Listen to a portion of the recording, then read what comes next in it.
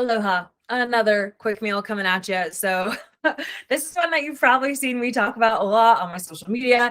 You've even seen like clients and other people that like follow me and stuff posting about it. It is the crack bowl. So I've posted a recipe in here previously. I've posted reels about it probably previously, and I definitely put it on my stories all the time.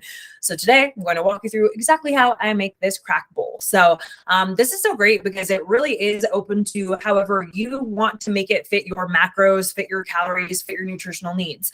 The thing here is that you're going to get a ton of protein, and then you're going to also get to have some fun, right? So you're going to be determining how much fiber goes into this bowl. It looks different for everybody, but you can also decide how much protein goes into it by just manipulating your various protein sources. So for this one, I'm using 3 different items that are going to give me a good amount of protein. These are all items that really should be considered as staples in a high protein diet if you're able to have these things. To know, all of these items do contain dairy. So if you're somebody who's dairy intolerant or can't be having that, I would suggest finding other substitutes or alternatives that you're able to have.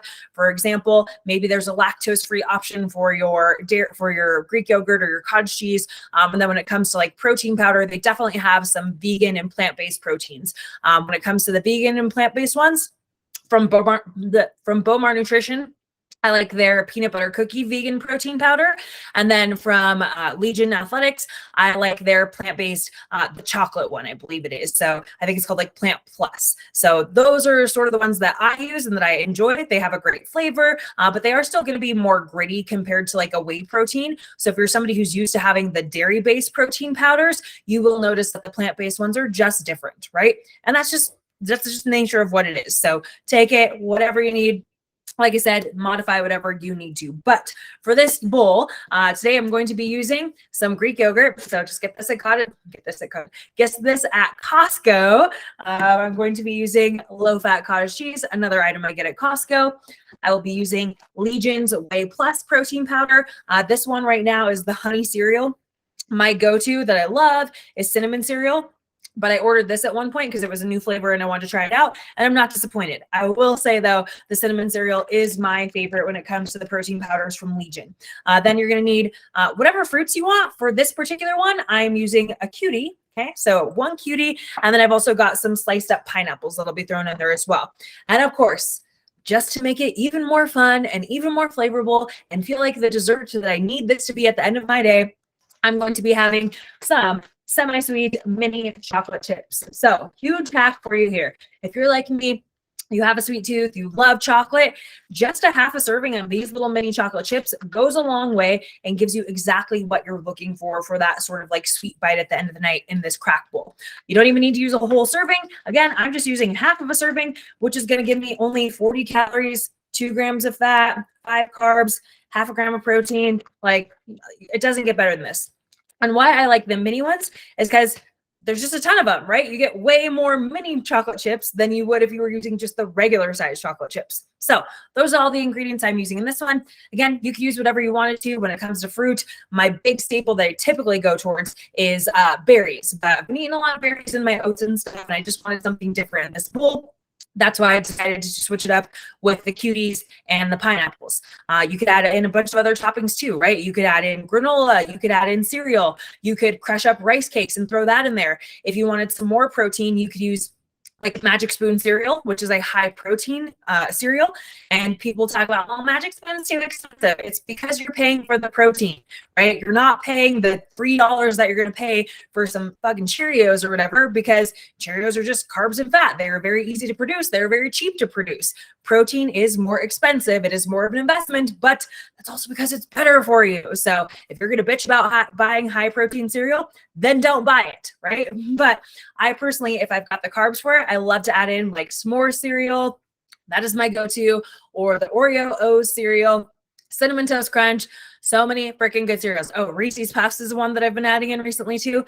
Love that one. And if you're like, well, I don't like cereal or cereal is unhealthy, good for you. Make it however you want to make it. I like cereal. And when you're portioning it out and you're controlling how much of that cereal you're having, it's not bad for you, right? It's when we're mindlessly eating big ass bowls of cereal to start our day and just having that sugar bomb, that's when it fucks you up and makes you quote unquote unhealthy. But I am not going to get in any trouble with my nutrition intake, my diet, my health markers by measuring out 20 grams of cereal. If you've never measured cereal, you should start measuring it on a scale. Bit of an eye opener, my friends. Just like measuring nuts or measuring your cooking oil or measuring nut butter, like measure these things out and you will be blown away by how many calories you are just inadvertently eating because you don't even pay attention and you have no idea how to measure your food or what measuring an actual portion of food looks like. Anyways, let's get into making the bowl. So here's what I got. Got my bowl, got my food scale here per usual. We're gonna put it right here in front of you guys so you can follow along. So let's see what I'm doing for today's particular recipe. Again, you can modify these quantities to whatever you need for you. So for me on this one today, what am I using? I'm going to do a full serving of the cottage cheese. Okay, so that's going to be 113 grams. And that 113 grams is going to give me what? 13 grams of protein. So cottage cheese is a high protein food, especially if you're getting the low fat one, because most of the calories are coming from protein. Why? We've got 13 grams of protein. So 13 times 4 is 52. So 52 calories of this are coming from protein. And there's only 90 calories in this entire serving of cottage cheese. So I know right away that 52 is more than half of 90, meaning that more than half the calories in this food are coming from protein, which does classify it as being a high protein food. Okay. Next up, I'm going to add in my Greek yogurt. I am not using a full serving of this. I'm actually only going to be using a half a serving of this Greek yogurt today because that's all that I need in order to get into my protein target for today. So 85 grams, which is going to give me 50 calories, 3.5 carbs, 9 grams of protein, and 0 fat. So as you can already see, 13 protein from the cottage cheese, 9 protein from the Greek yogurt. We're already sitting at 22 grams of protein just from those two ingredients, okay? Next up, for this one, on my protein powder, I'm only going to use 25 grams of it. So, wow, if I can open the freaking bag, awesome. So what I'm going to do is actually put the bag on the scale, and then I'm going to take the negative amount. So I'm going to press 0. I need 25 grams, so I'm going to scoop out protein powder until I get negative 25-ish. And the reason I'm doing that is because my scale is a pain in my ass. And so sometimes I'll start like putting something in the bowl while the bowl's on the scale, and it won't start measuring things until it's like too late. So I don't know what the deal is with that. It's kind of a pain, but like I said, it's just something we deal with. Okay, so 26 grams, close enough.